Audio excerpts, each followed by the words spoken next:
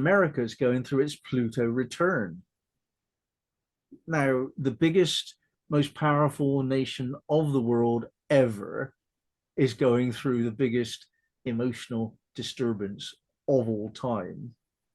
Having gone through that a little while ago, it's actually, you were seeing the implications of that. And America doesn't know where it's going. You know, it's just elected a president that's decimated its influence in the world overnight. It's created an emotional maelstrom that is the economic maelstrom that will occur over the next few years.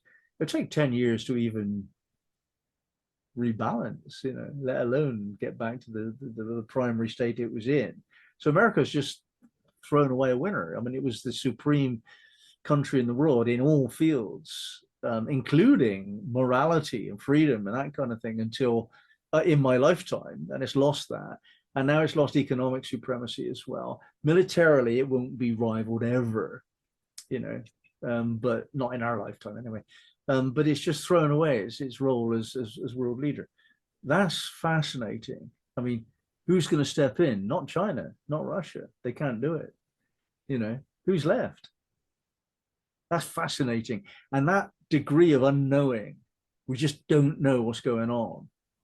That's healthy for spirituality. That's the stuff when spirituality comes in, because otherwise it's closed down by material certainties, contracts and so on. That closes things down, contracts things, you know, where there are no contracts. All the contracts have been torn up. All of these tariffs, they just tear up everything.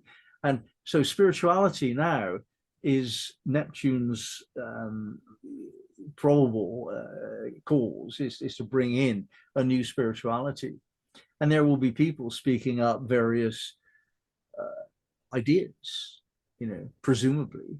Like now I promote the idea that seven's quite a good idea, you know, have a look at seven, that'll help. And there might be 1,000 other people saying their own ideas, you know, or maybe not, who knows? We just don't know. We're in this state of complete unknowing.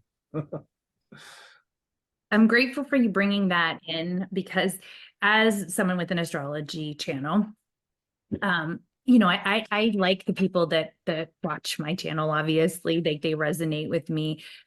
There are people though that from time to time are like, I just want to know what's going to happen. And, you know, as humans, we all have that. It is incredibly uncomfortable to have this massive uncertainty that we find ourselves in. It is a very challenging time for at least half or more of our country here in the US, where, you know, this isn't what we bargained for, and could see, you know, what was coming and are confused, very lost, very confused, you know. So I do think that, I think actually they're all lost, whether, you know, this was, you're rooting for this chaos or you're like terrified of it and, you know, desperately trying to say like, why did you do this? We're lost. And to your point, that is a very spiritual place to be. There's only uncomfortable. There's only one way out of this emotional difficulty that everybody's experiencing, and that's faith. You can't control the future. We've always pretended that we could. You can't. It's a lie. And here's an example of where that lie is exposed. No, you can't control the future on any level at all. On a personal level or a political level, it's nonsense. So what do? You trust. What do you trust? You trust yourself, you trust God, you trust the process, you trust life, whatever.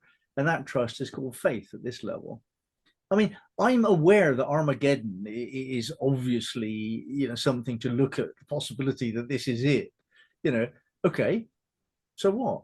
I mean, if it was that scary, I'd be scared. I'm not. You know, I trust that if a tsunami was coming towards me, I'd know about it before the newspaper man told me. You know what I mean? I would feel it coming before I saw a new YouTube channel kind of video on it. If a tsunami's coming at us, we're going to feel it, because that's what we are. We're people that trust our feelings. I didn't feel anything but a greater freedom of opportunity to further my spiritual process. There's nothing to be afraid of. Well, You can be afraid of whatever you want to be afraid of, but I recommend faith. And faith isn't a gift. It's not a reward. It's not a spiritual, it's not a soul quality. It's just a decision.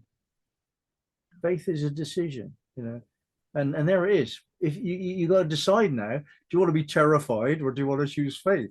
I heartily recommend faith. It's a lot more comfortable, and it makes no difference to the outcome, whether you're terrified, anxious. It doesn't help. Faith does. Faith makes it ever so likely that the outcome's going to be good. So there it is. And that hasn't been the case before. Well, except maybe in the 1400s when the Black Death kind of had a similar effect.